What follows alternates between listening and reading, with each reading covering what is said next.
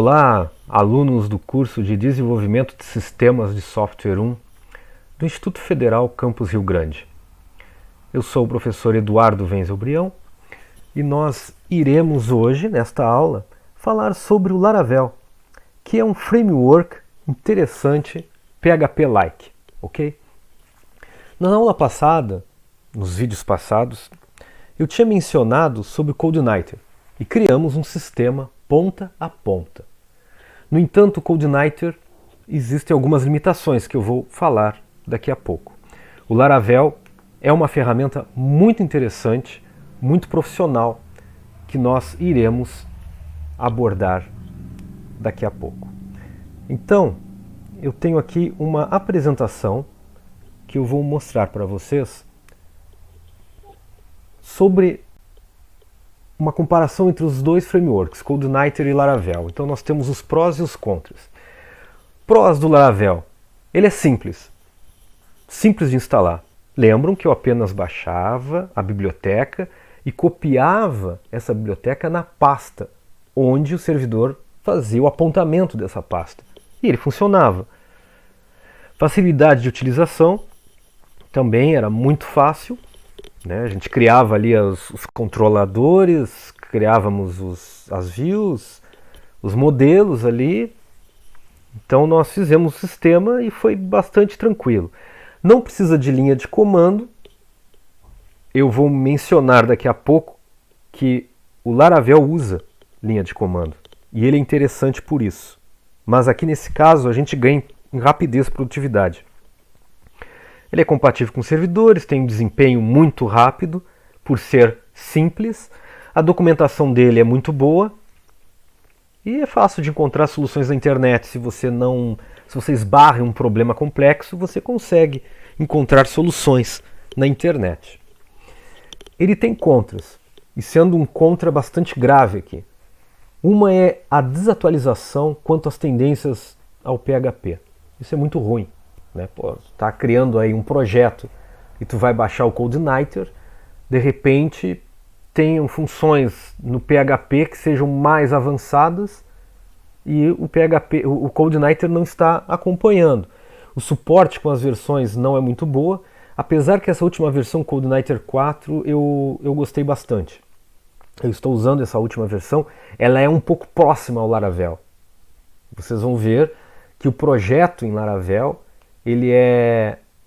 que eu fiz, que eu vou mostrar mais à frente, esse projeto é um pouco similar ao CodeIgniter. Existem algumas diferenças, mas o CodeIgniter ele avançou desde a versão 3 para a versão 4. E aqui, claro, tudo que é de novo no Laravel, como diferencial, acaba virando um contra ao CodeIgniter. Tá? Então esses são os nossos prós e contras do CodeIgniter. E o Laravel, ele, na hora que você faz a instalação, ele usa uma implementação nativa do Composer, ou seja, quando você instala bibliotecas via Composer, o Composer ele organiza essas bibliotecas de maneira adequada dentro do seu repositório, dentro da sua área de trabalho.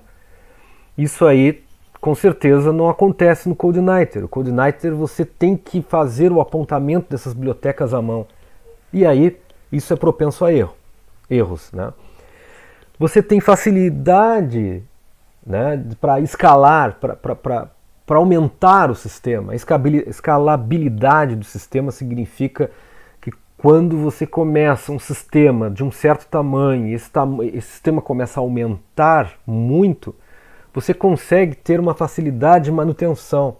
Isso é muito interessante. CodeIgniter pode haver problemas em questão da complexidade e também, como eu mencionei anteriormente, por estar desatualizado quanto às tendências do PHP. Existem várias ferramentas que nos ajudam a fazer uma boa manutenção do projeto. Então o Laravel ele é bastante moderno nesse sentido.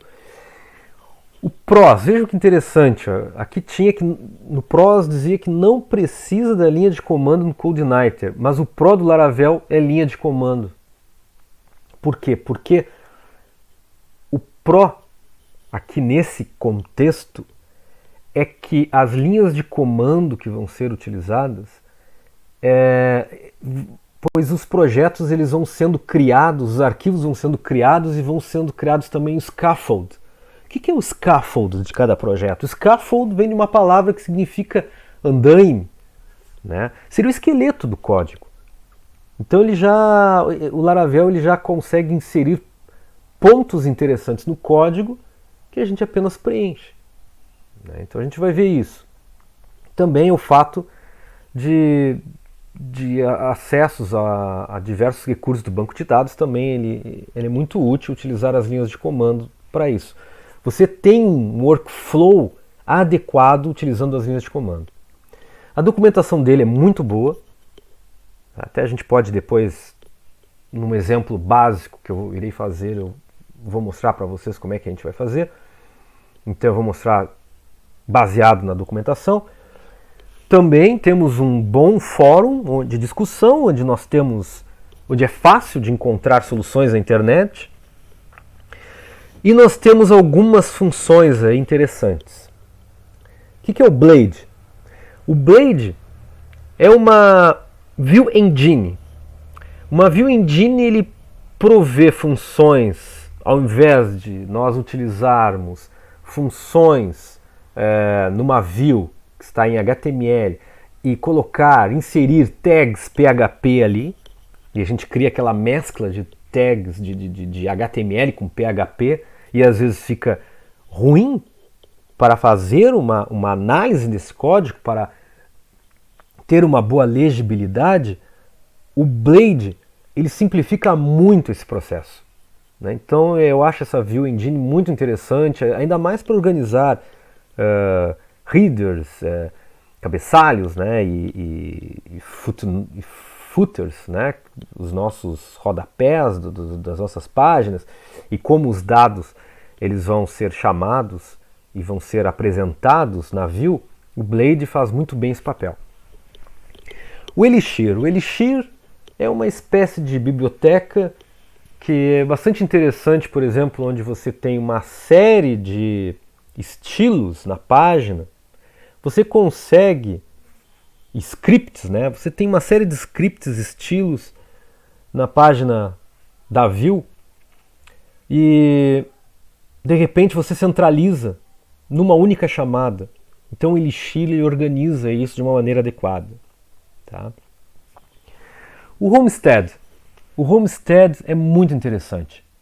No exemplo que eu vou mostrar à frente, eu não usei o Homestead, porque eu tenho tudo organizado aqui no meu computador.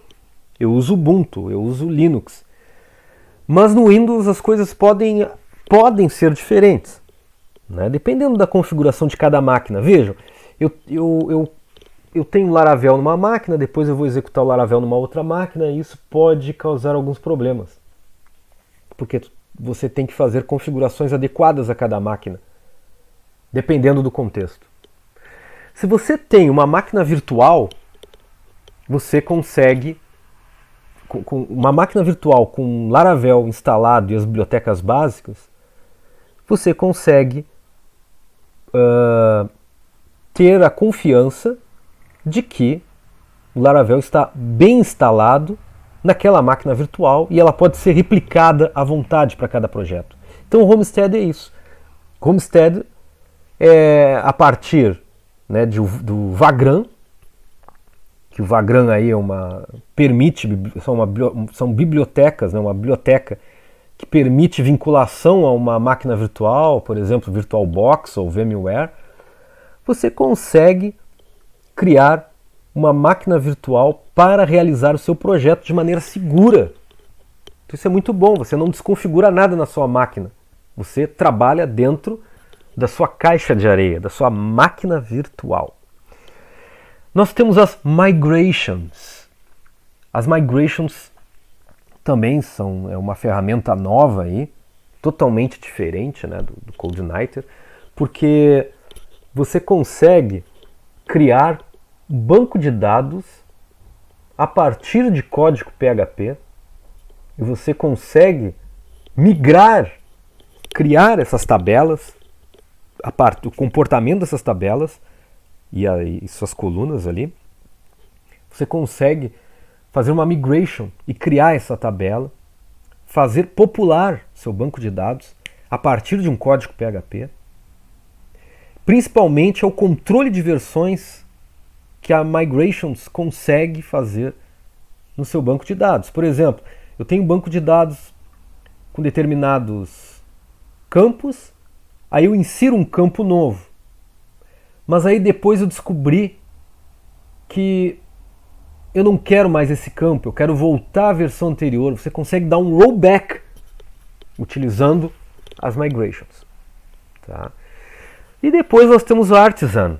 Artisan, né, que é artesão em inglês.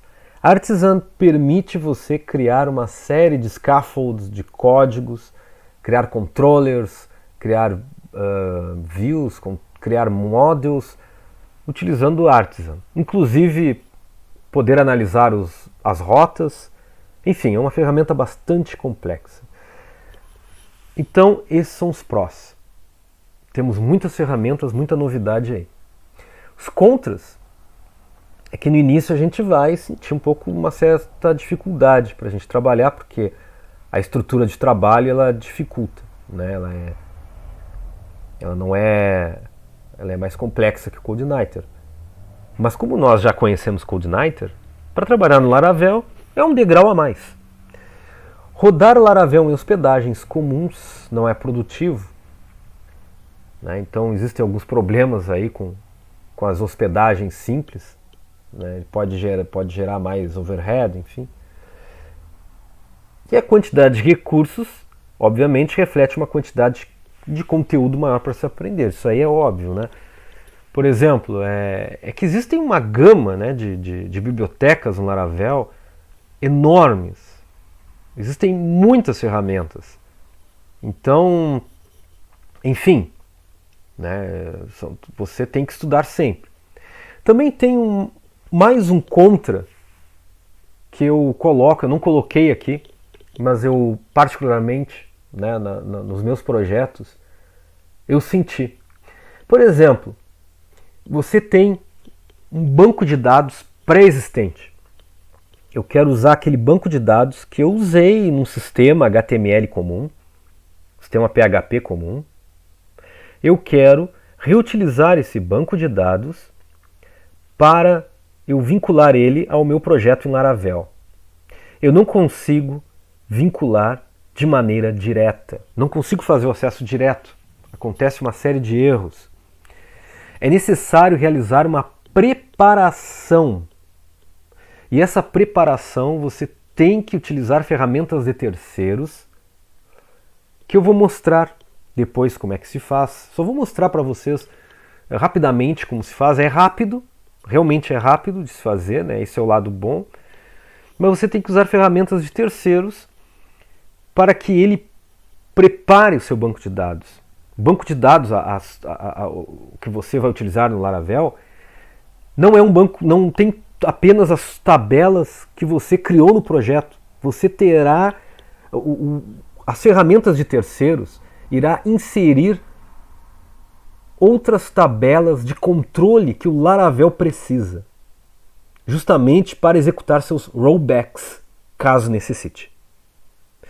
Então esses são os contras de forma geral, certo?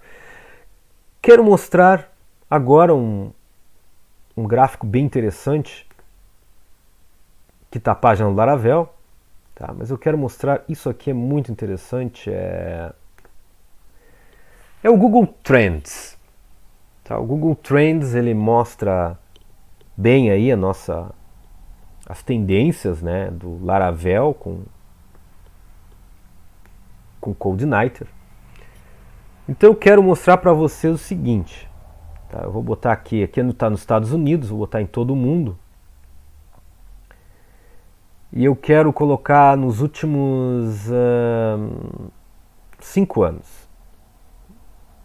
Quero mostrar para vocês esse gráfico aí.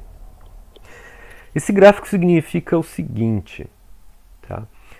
Que a tendência do CodeIgniter,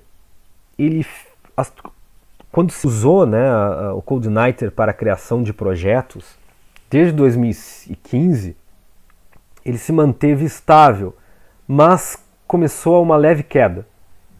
Hoje nós temos uma queda aqui. E o Laravel aumentou, né, e permaneceu estável, com algumas pequenas quedas aqui.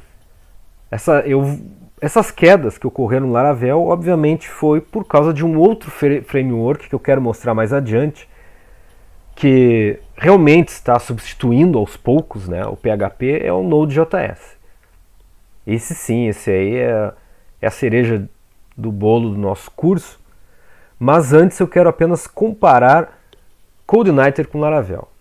Então, hoje existem poucas ofertas de emprego com CodeIgniter, se você comparar com Laravel. Laravel existem muitas ofertas de emprego, existem muitas ofertas de emprego na Austrália, nos Estados Unidos, na Inglaterra, né, em países de primeiro mundo. E no Brasil também existem algumas ofertas de emprego bastante significativas utilizando Laravel. Mas depois vocês vão ver que o Node.js ele é mais potente, ele é mais rápido, enfim, existem algumas são perfis diferentes de frameworks, ok? Então, por que estudar Laravel ao invés do CodeIgniter? Eu acho que eu já dei as razões aqui, tá bom, pessoal? Então, terminamos essa primeira aula. Na próxima aula eu vou mostrar um exemplo básico de como a gente criar um projetinho bem básico com Laravel. E depois eu apresento o projeto final, que eu fiz um projeto muito semelhante ao projeto de CodeIgniter. E a gente dá para ter uma comparação interessante entre os dois frameworks em termos de código. Ok? Era isso. Um abraço, pessoal!